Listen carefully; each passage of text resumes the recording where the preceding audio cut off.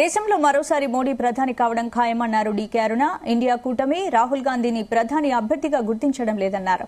మహబూబ్ నగర్ జిల్లా జడ్చర్లలో BJP parliament కార్యాలయాన్ని ప్రారంభించారు. అనంతరం బీజేపీ కార్యకర్తలతో సమీక్ష సమావేశం నిర్వహించారు. తెలంగాణలో బీజేపీ 12 ఎంపీ సీట్లు గెలుస్తుందన్న డీకే అరుణ, కాంగ్రెస్ పార్టీ అధికారంలోకి వచ్చింది, రేవంత్ రెడ్డి చరిష్మా చూసి కాదన్నారు.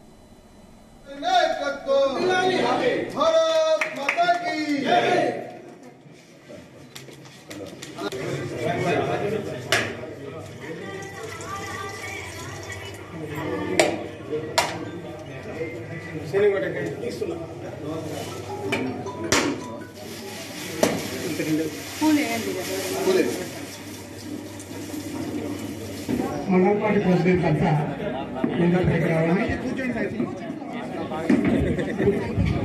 కార్యకర్తలందరూ కూడా భారతీయ జనతా పార్టీ జిల్లా శాఖ తరఫున శుభాకాంక్షలు, అభినందనలు తెలియజేస్తున్నాం. ఇక్కడ సీనియర్ నాయకులు, చాలా రోజులుగా ఇక్కడ పనిచేసినటువంటి నాయకులు పడుతుంది. ముందుగా వారు కొన్ని ఇక్కడ సలహాలు సూచనలు ఇచ్చిన తర్వాత బాలత్రిపుర సుందరి గారు, తర్వాత అక్క గారు మాట్లాడతారు.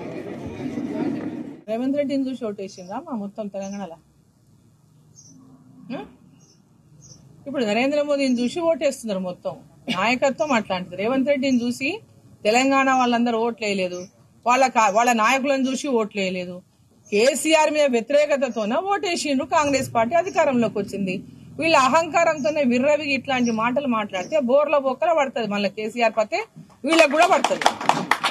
నరేంద్ర మోదీ గారిని ఒక్క దేశమే కాదు, ప్రపంచ దేశాల్లో ఉన్నటువంటి ప్రతి ఒక్కరు కూడా ఇవాళ వారి నాయకత్వాన్ని మెచ్చుకుంటున్నారు, వారి నాయకత్వాన్ని స్వాగతిస్తున్నారు, మళ్లీ ప్రధానమంత్రి కావాలని కోరుకుంటున్నారు. ఖచ్చితంగా ఇంటి పెద్ద మంచోడు ఉంటేనే కదా ఇల్లు మంచిగా ఉండేది. ఇంటి పెద్ద మంచిగా లేకుంటే మరి ఇల్లు ఎట్లా బాగుంటుంది చెప్పండి? ఆ ఇల్లు, ఆ వంశం అన్ని చూసే ఇస్తాం పిల్లనిచ్చేటప్పుడు. ఆ వంశం ఏంది, వాళ్ళు ఎట్లా ఉంటారు, రేపు ఆ ఇంట్లోకి పోతే నా బిడ్డ ఎట్లుంటది, నా బిడ్డను ఎట్లా చూసుకుంటారు అన్ని చూసే ఇస్తారు. కాబట్టి ఈరోజు నరేంద్ర మోదీ గారిని చూసే ప్రతి ఒక్కరు కూడా అభ్యర్థులు కంటే ఎక్కువగా నరేంద్ర మోదీ గారిని వాళ్ళు చూస్తుంటే, నా ఇంట్లో పోతే అలా ఇంట్లో పెద్దలంతా మంచిగా చూసుకుంటారు, ఆ వంశం మంచిది, ఆ కుటుంబం మంచిది, పేరుగల కుటుంబము, మంచిగా చూసుకునే కుటుంబము, మంచిగా ఆదరించే కుటుంబం, ఆ పిల్ల మంచిగా చూసుకుంటారనేటువంటి విధంగా ఉంటది. ఏ ఇంటికి పిల్లనిచ్చినా మరి ఆయన కూడా బిడ్డని ఇచ్చిండు. మరి ఏం చూసి ఇచ్చిండో తెలియదు. మరి ఒట్టి పిల్లగాని చూసి ఇచ్చిండా, కుటుంబాన్ని చూసి ఇచ్చిండా? సో మరి ఈరోజు కాంగ్రెస్ పార్టీ అధికారంలోకి వచ్చింది. ఎట్లా అధికారంలోకి వచ్చిందంటే, వాళ్ళు ఏదో పెద్ద విశ్వాసం ఉండి ప్రజల్లో పోరాటాలు చేసి ప్రజల విశ్వాసం చూరగొని రాలేదు.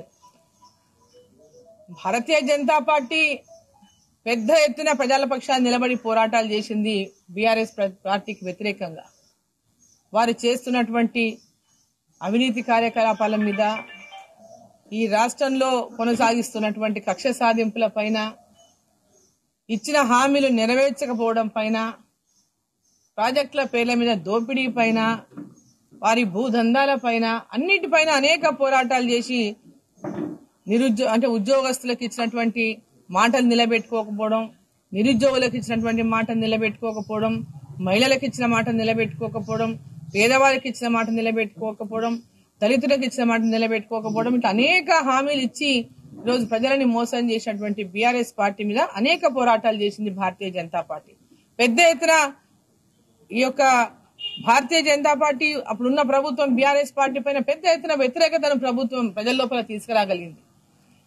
ఆ యొక్క వ్యతిరేకతను ఎన్నికల ముందు కాంగ్రెస్ పార్టీ, బీఆర్ఎస్, బీజేపీ ఒక నెరేటివ్ క్రియేట్ చేసి 6 గ్యారంటీలు అనేటువంటి ఒక మోసం చేసి ఈరోజు భారతీయ జనతా పార్టీ అధికారంలోకి రాదు, కేసీఆర్ ని